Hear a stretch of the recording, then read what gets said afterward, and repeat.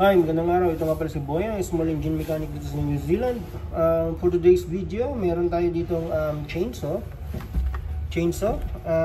Yung kanyang, ang sira niya ay chain brake not engaging. Not engaging. So, i-check natin kung di ba siya nag-engage. Ito siya.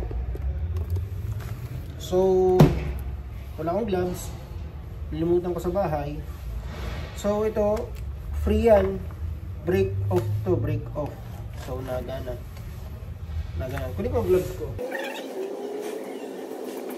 So, ito may gloves ako. Salamat sa sponsor ng gloves, si Paring Neil. Yan, si Paring Neil. Yan, bigay niya sa na-scam niya kay Cross. Okay. Yan. Ito ay break off. So, i-break on natin.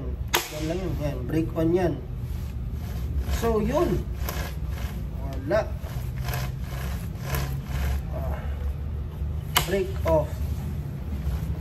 Mas magaling pa yung break off. Break on. Same lang pala. So, ano sa tingin nyo ang sira nito? So, ito Husqvarna brand to. Ang kaibahan nito sa steel, ang sa steel ay nasa loob mismo ng frame yung kanyang spring. Ito sa Husqvarna nasa cover. So nasa cover siya. So tatanggalin natin ng cover lang. Cover lang mas madali kasi nandun yung spring. Possible putol lang spring. Putol lang spring niya. So ito. So ko sa inyo kung paano magano ng Husqvarna. Mas madali siyang gawin kaysa sa steel. Pero parehas lang din naman, pero mas nandito na siya sa cover mismo yung brake. So at least lessen yung mag-iinit yung mga parts niya. Hindi katulad ng iba na nasa loob ng frame niya yung brake spring. So ito, let's go. Pakita ko sa inyo. So makikita nyo ang Husqvarna ay napakasimple lang. Yan lang. Tapos dalawa lang na tornilyo. 13 yan na tornilyo. Naka-break off na siya. Tapos sukutin lang natin to kasi yan. So ito na siya. Yan na siya mismo. So hindi na to natin kailangan muna.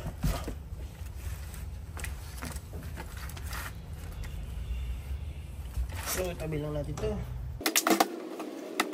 So yan siya. Yan. So makikita natin ito yung brake spring niya. Ibig sabihin hindi siya nagana. So meron tayo dito special tools na ginagamit. Just in case na malimutan mong yung pala ang niya ang kanyang bad side. Kasi pag naiwan siyang naka-brake on, hindi siya babalik. Kailangan ng special tools. Ito ang special tools. Dito siya yun ang bad side niya. Hindi katulad ng steel. Either may iwanan mo hindi siya basta-basta nasa loob lang siya. Kasi sa steel, cover lang siya, plain cover, wala siyang magandang mga mechanism. So siya, nandito siya sa cover. Sa steel, nandun siya mismo sa frame. So yun ang kaibahan niya. So yan. So sa makikita nyo, naka-off yan. Kahit naka-off yan, i-check natin kung okay itong spring. So sa makikita ko, ay yun, putol. Ayun, putol. Kita niya. Putol pala siya. So order na lang tayo ng parts nito. So yun lang, kaya hindi siya siguro nagbe-break on pag ginagamit siya. So easy fix. So ang tatanggalin lang natin dito ay itong 4 na tornilyo. Then yun, labas na yan. So ingat din tayo kasi baka tumalsik ang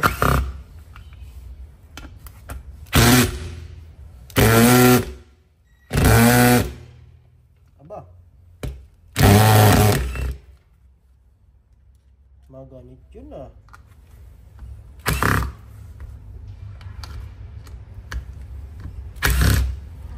Anong nangyari dun? So yan, spring niya dahan-dahan. So bago nyo tanggalin yung spring na yan, medyo delikado yan kasi baka tumalsik.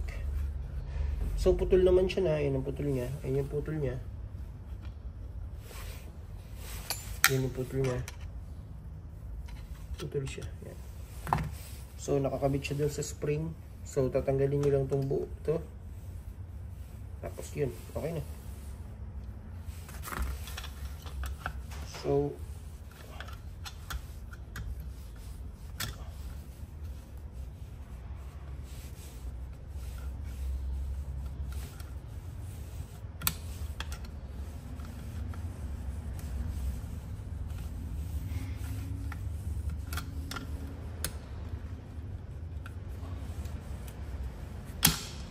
baka tumalsik. So, inuna ko lang yung spring baka tumalsik. Tapos ito ang nandito.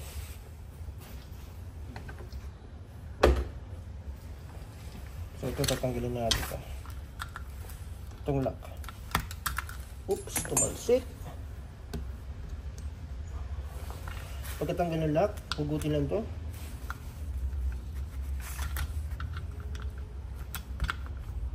Same lang siya ng steel, kaso magkaiba sila ng design.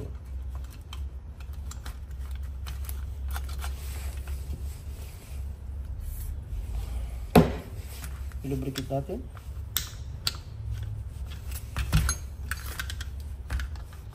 Yun, kulang lang sa lubrication. Ayan.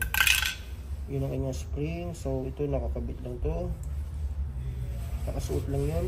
So lubricate natin.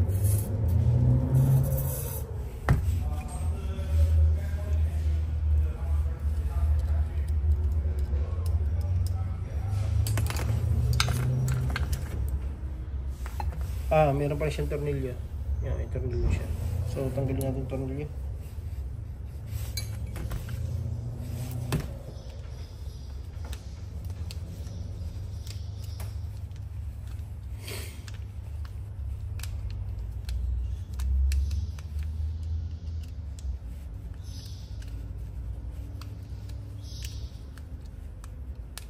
Kasi iba nakaklip lang eh.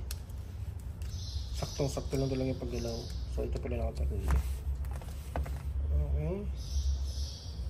So yun lang, yan. Putol. Yan ang putol niya.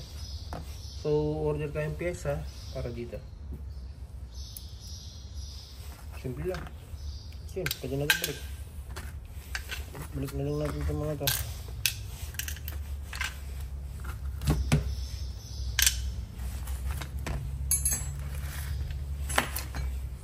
So yun lang, napakadali. So ito nga pala si Boyong, yung small engine mechanic sa New Zealand. Yan lang sa pagtatanggal ng kanyang spring na naputol. Yan, ito naputol.